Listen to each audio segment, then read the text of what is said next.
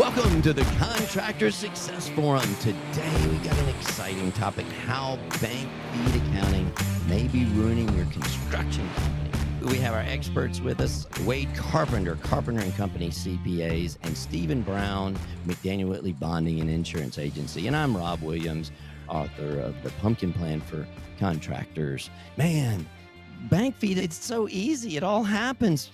It's going to ruin my company. I thought all this was fixing us, so we had good accounting. This is crazy. Well, this episode was born out of some frustrations, and I don't know, I've just seen a rash of these lately. When we say bank feed accounting, let's define that first. There are companies, well, QuickBooks Online, Xero, those kind of companies. The idea is let's pull the information in from the bank and not have to enter it, and then all your accounting is done. That's the big promise. That sounds all great and good, but there are a lot of problems, especially when you're talking about a construction contractor. That may be fine as long as you treat your accounting properly, but we're going to talk about some of the ins and outs, especially when it comes to contractors. And I've just had a rash of these lately that they come to me and they're using one of these things like QuickBooks Online, and it just, number one, is not made for construction, but number two, the things that it does to the balance sheet, especially if you're not looking for it, it leads to complacency on your accounting, thinking we don't need somebody to look at this. It leads to fraud where something will sneak through your bank account because you expect some of those things. So that's what I want to talk about today.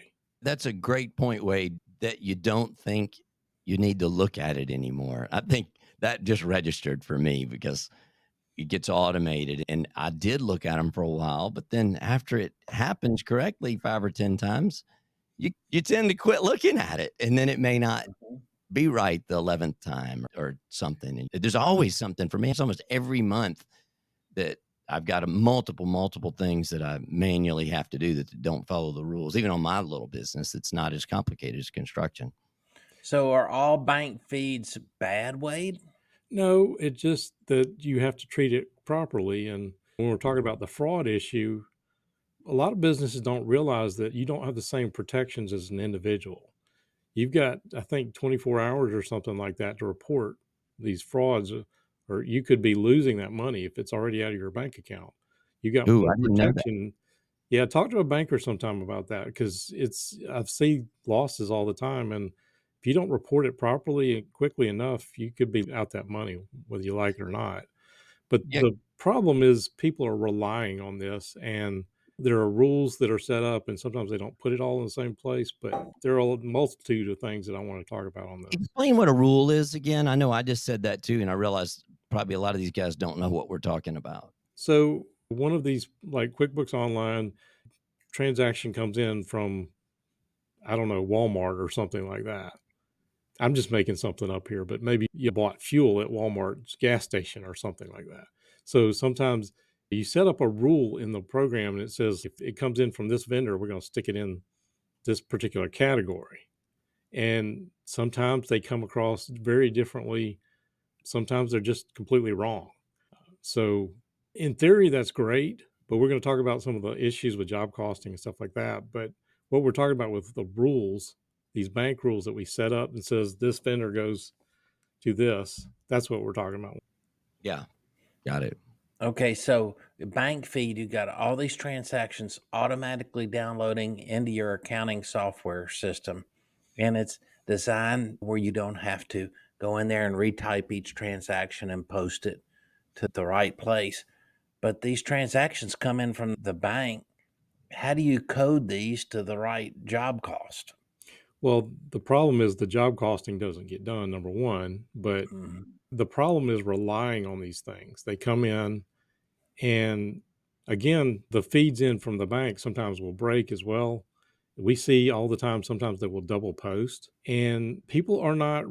This is the thing, I've seen probably 10 in the last month where prospect will come to speak to me about this, and we get a copy of their QuickBooks Online file, and it has never been reconciled from the Oh, start. I was about to ask about reconcile. It Yeah. has never been reconciled, and even sometimes when the CPA does them, they just take what's on there and throw it on the return, and the balance sheet is completely wrong. So again, it's a false sense of security. It's, hey, it's doing it for me. I don't need somebody to be looking at this stuff.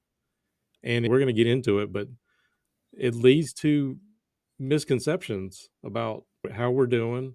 We're making money.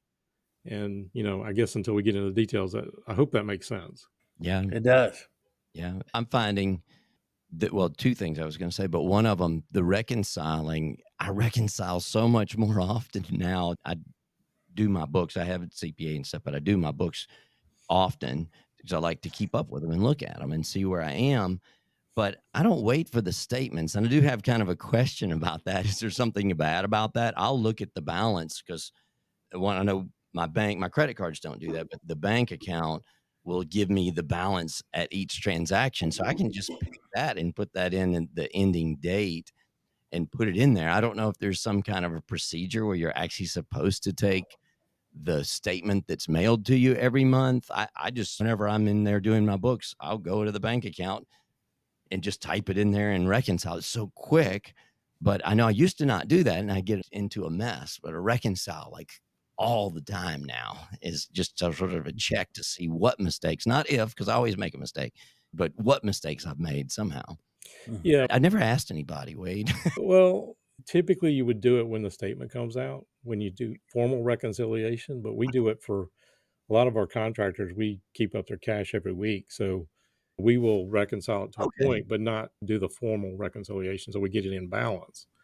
But Okay, good. Okay, that's what yeah, I do that, but and I haven't asked. one of the other issues that we have with these bank feeds is that people rely on that. So if they handwrite a check or something that's still sitting out there and they look and it says, hey, this agrees, the bank balance says this, but you got all these checks that are sitting out there, you may be relying on that bank balance and then overdraw your account. I Some of forgot about that. That's a huge. I only write like 1 to 2 checks a month anymore. Almost everything I yeah, do is now electronic, but I do luckily, they cash them really fast within a day or 2, but yeah, if something's sitting out there, I don't have a system in place to allow for that.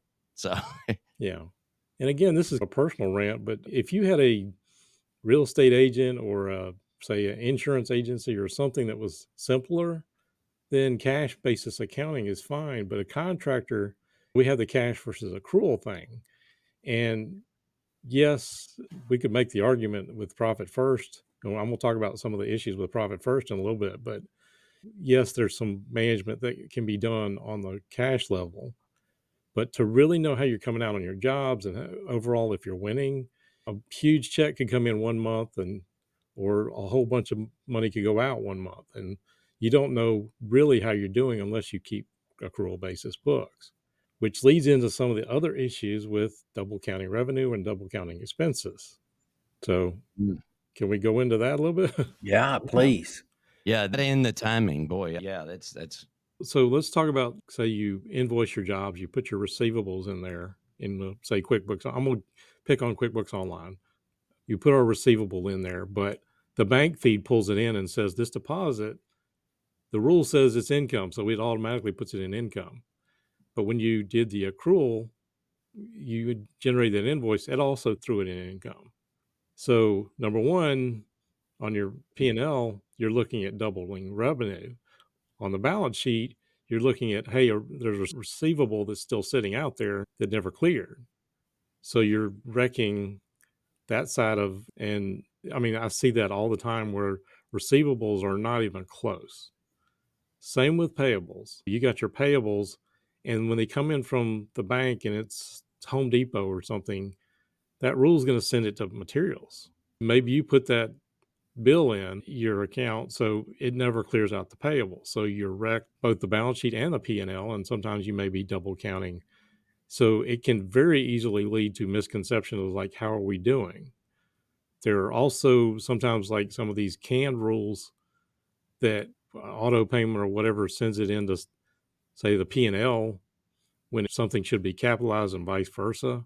So there's a lot of these things where these rules are wrecking the balance sheet and you can't rely on it. And even if you reconcile, you could still have these double counting problems. yeah, that brings up kind of 2 separate issues. One of them is the matching the transactions like you're saying, to make sure that's not double in there. And then the second one is and both of these situations right now, in situations with me and clients or even myself. But the other one is the timing of these things, like you're talking about, because accrual versus cash basis and things not showing up in the right period. We are Mhm. like doing monthly books and they're way off on the margins because they're not in the right thing. But the matching, I guess, taking that, I have a lot of problem with that, of matching the transactions. And I'll admit, I don't know that I completely understand it. I think I'm getting all these matches right, but sometimes I'm not sure how I find. And at the end of the day, I'm not 100% sure that everything is matched up until once I print my financial statements and go through all this, then I finally feel pretty good about it and everything's reconciled. But during the middle of that, I don't know Yeah. how all these things are matched, and my confidence level that it's all correct is really low. Yeah. And if So you don't have your CPA involved helping you out too, that's an extra set of eyes making sure. There's nothing like an accountant when things don't reconcile. They have to, because that's what they do. Yeah.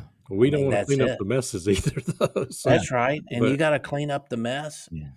and also try to help your customers get it set up the right way. I know, Wade, some banks will say, well, if your software is hacked because of one of our bank feeds, that's on you because yeah. that's on your software. So there's some cybersecurity risk involved.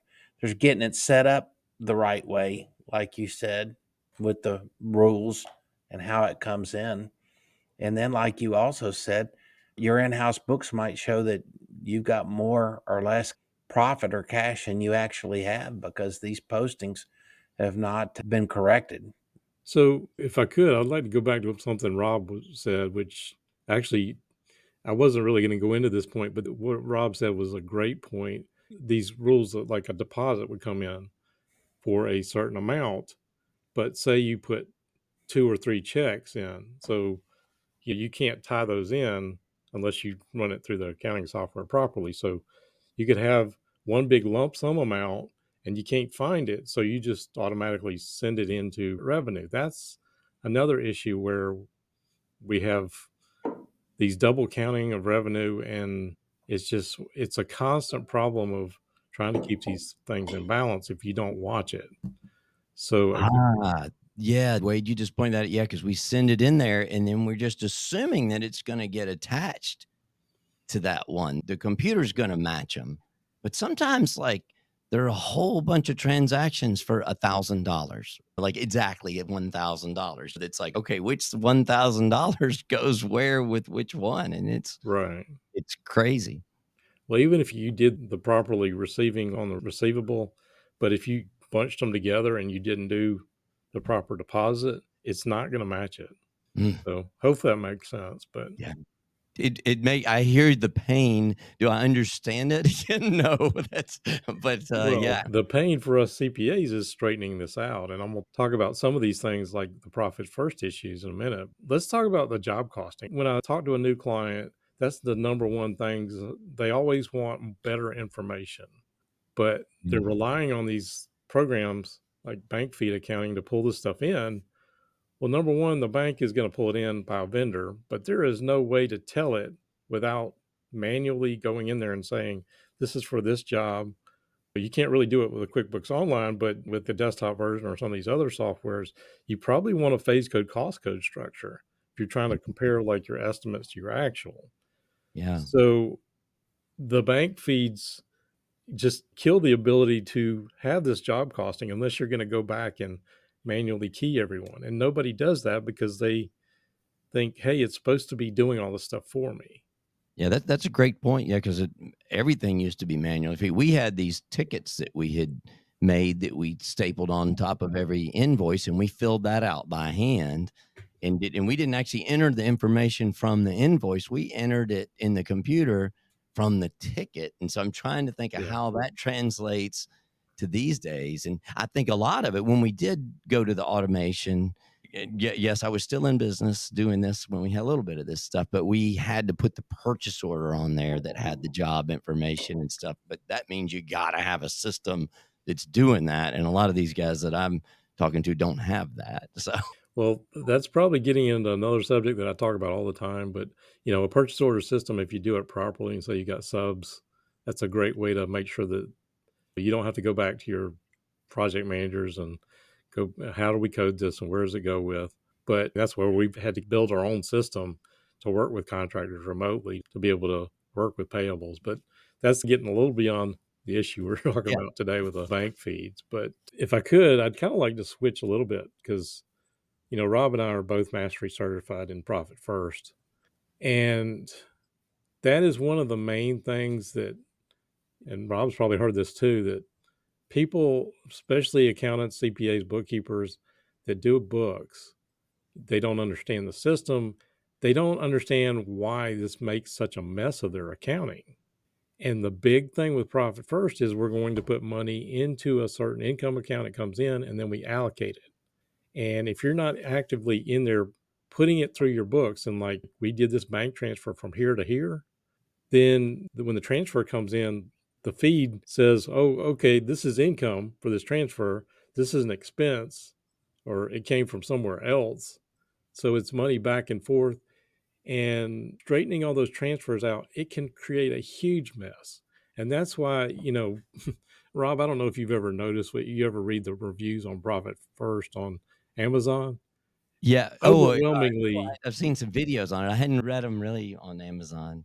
well, overwhelmingly, it's positive results, and the ones that grasp it. But the ones that trash it are people like me, the CPAs that say this doesn't work, this is stupid, it created a wreck of my books. And if you treat it properly, reconciling is actually pretty darn easy.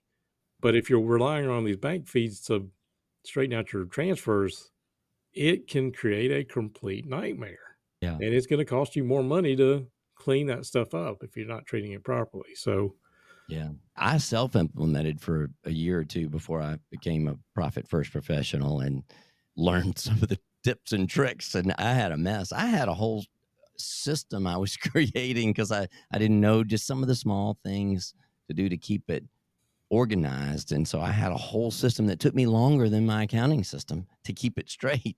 I wrote this complicated spreadsheet that I'd fill out before I'd put it in the other stuff. And it was insane. But yeah, getting it down. It's just some things that just take a few minutes to do right. It just, you hadn't thought about it if you didn't have help. Because I bet probably a lot more people self implement Profit First than do with a Profit yeah. First professional. Most people try it first themselves. It gets to be, and it's not always a mess. I actually have had a couple of guys come to me that were doing a really good job, but a lot of it leads to what kind of business they have and the structure of their business and whether they had a lot of exceptions that we have to work around with that. Well, it definitely can help a contractor. It's just whether it's making the books a mess. That's the topic Mm, I'm talking about today. But good, good. so again, bank feed accounting doesn't have to be a train wreck. There are some things you should be doing. If you print your checks directly out of the system, it's already there before it hits the bank. If you receive money in on a receivable, you got to put that in there before your bank feed hits. If you got it doing transfer for Profit First, done properly, it can still work. Mm, It's still never going to do the job costing that you need in some things like QuickBooks Online or Zero. And that's where you have to get into these third party softwares, which never seem to work as well as you'd hope they would. mhm. And so I don't mean to go into another rant, but Yeah, that's the one thing that I see, that if contractors would pay more attention and do their job costing, they could definitely turn around their business and make more money. And I don't know, I just see it all yeah. the time. If they have the knowledge. One thing you just made me realize is since I have the different bank accounts, I've been able to set up my rules more accurately for the automation because of Profit First rather than the opposite, because a lot of my rules are based on which account it's coming from. So, like my owner's pay account, well, it can only be a couple of things if it's coming out of the owner's pay or if it's in there. In some of the other ones, like if you have a materials account and you have a sub account, it narrows down what that transaction is going to be just because it's coming out of that bank account. So that actually can help some of the automation. It just Yeah. occurred to me that's actually made it easier. That's what I was thinking, Wade, about Profit First. You have different bank accounts set up. for different purposes, you would think that feed would be a little more accurate. Well, the rules have gotten better, but they don't necessarily always know, hey, it came in, it just says transfer, and the rules can't pick up, say, this is where it came from. Mm. And so it just won't do it. So again, bank feeds are not all bad. One little trick that I've started doing is on my transfers, on a couple of them, particularly when I'm doing like a random transfer, like moving money, or if I need something, I've been like, my account numbers, I have names for them, but I also have numbers for them. So I've been like ending it in 12 cents if it's coming from the 12 or if it's going to the 12. Anyway, that was just another rule that I did. If it's doesn't matter with that, because I've got 12, 13, 14, 15, and then I know from that, because I used to have the same amount. There were a couple of things that I had the same amount for particular reasons going in. I didn't know which one was which. So it'd be like $1,000.12, $1,000.13. Anyway, that was just a little trick that I had to do. So use it or don't use it. But if it does come up, that was something I came up with for the rules and stuff. So I'd know, and just so I could know from looking at it, because I could not figure out when these things were matching. I had no way of matching these when they were all the same dollar amount in the construction accounting. But anyway, we keep learning and we keep coming up with crazy ideas. But back to the subject, but that was a crazy tip. That's probably one of the craziest things I've done. And I'm Wade looking at me. So Well, he was right in the middle of explaining something, but I'm curious about all these $1,000 payments that you've got. Who are you paying exactly $1,000? I'm just a little concerned, buddy. those are usually transfers. I'm moving, say, if I'm short in one account, or if I've got. So I guess, like I said, bank feeds are not all bad. The ideas behind it are good. The problem is if you're not taking a proactive approach to your accounts, if you don't know what you're doing, you need some help. Things like credit cards, it definitely can save some time, especially if you're trying to job cost something from that's materials or something like that. But really just take some time and spend some time with your books. And a lot of people in construction, they see accounting as an overhead that they don't necessarily need. And if we can just get one of these softwares, or even these, I could start another podcast about all these third-party softwares that they promise the world, to put it on top of one of these programs and treated properly, they do a fair job. They can. I had one yesterday and I had one last week. One of them had spent 2 years implementing the software. And they spent so much money and gone so far down the road that it's like, we're not going to give up on it now, but they weren't any farther along than they were 2 years ago. That's and scary. It's bad. And so I guess my point today is take a proactive approach to your accounting. I do believe that's one of the main things a contractor can do to improve his profitability, is know where you are, know what your break-even point is, and how you're doing, and whether you're winning or losing. And contractors, you don't have to be an attorney. You don't have to be a CPA to study these special things that you need to know about running your company, but you need a good one. You need a good attorney. You need a good CPA that gives you good advice. So that's, again, my plug for construction-oriented accountants. They're not just part of it, they're everything. It's so important to have your accounting right. I'm seeing when I have new guys come in and we try to look at monthly reports or stuff, and then when we start studying them and when we put them into cash flow story and we put them into some of these things, the information's just not there. They don't have the accruals. Like when they do a job, I guess the automation is coming in, and so their expenses are being reported, but their revenue doesn't get reported until he fills out the invoice, because these guys are not invoicing the day of the job. They're invoicing when that money comes in. It's not going in there. He may do something in the field, but it's not coming in. So I had a friend recently buy a company, and so it's brand new books again. And so the expenses are coming in. It looks like he's losing his butt. But after I started looking at it, I'm saying, well, gosh, you got all this, your expenses are automatically coming in the software, and then your revenue's a month behind. So the profits are like misreporting by, let's say, a whole month's worth of revenue because it's delayed. I guess they'll clean it up at the end of the year, but let's try to get that monthly and figure out if we can get some things in here. And I haven't thought about, we didn't run into that as much in the old days, but I guess that's being caused because of the bank feed accounting.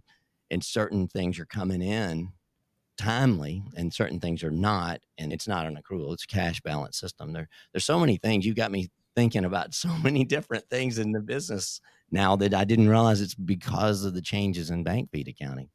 Well, again, it's the type of construction you do. There are certain types, like say you're a handyman and you get paid on the spot. That's one thing. You can run it cash basis. But if you wait 30 days to get paid or you don't get paid on the spot, you need accrual books. You Yeah. really do. Even though they can report them doing their taxes, they can still do their taxes on cash basis, Yeah, right? absolutely. For management purposes, you do it accrual. Yeah. That's how I tell you if you're really winning or losing the game. Right. Yep. And without this information, a couple things, you cannot grow your company safely, like we always say, profitably, and manage your cash and know what's happening to you without good accounting information. And now we're actually getting into a lot of companies preparing their business for sale, or even if they're going to keep them. And if your books are not accurate to not just cash, but you're going to need this accrual information to correctly be reporting this stuff. The sale's going to fall through probably. So get this stuff right. There's so many different reasons to get it right. And I guess where that fits in with the bank feed accounting is something I'm going to keep thinking about, Wade. And Stephen, I guess, how's that affect? Have you been able to connect the dots on that under your bonding? Yeah, well, that just makes me think about anytime a bonding company looks at your financials, it's a snapshot of what they sees going on, whatever that date is those financials were prepared. So that's why we're so dependent on the fiscal year end, because we know a CPA has gone over those numbers. But the better your CPA can help you prepare your in-house financial statements, the better job you can do of managing your company and your cost. Yep. Well, I think I've said my piece. Thank you guys for letting me rant today a little bit. Yeah. Call Wade, call Stephen, call me about that. There's so many different things that we may be able to help. Wade can definitely help, but we might have some ideas looking at your numbers and things too, that because of these situations. And I guess everybody's almost in a transition going through this, Wade. Everybody's having to adapt it. I've seen some people that are not, and they just got a lot of data entry. They're hand typing every little thing off of a statement. There's still some people doing that, but that seems pretty inefficient these days. But call us, contact us, tell us what you think about this. Bank feed accounting is here, I think, isn't it, Wade? I don't know if we're It is, going to avoid and it. again, it's not necessarily a bad thing, but you gotta be more proactive and not just rely on having it do all for you. All right. Well, thanks a lot, guys. So this is really valuable.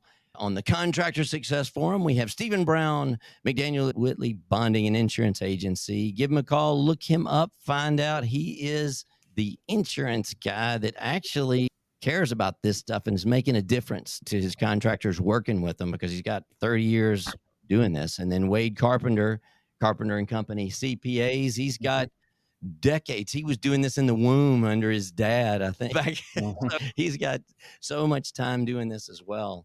And since I'm only 20 years old, I guess I may have, Right. yeah. So, hey, Thank you, Wade. authoring the pumpkin plan for contractors. Look us up, contractorsuccessforum.com, and find us on YouTube and wherever else you may find us. So thanks a lot, guys, and come back and see our next episode of the Contractor Success Forum. Thanks.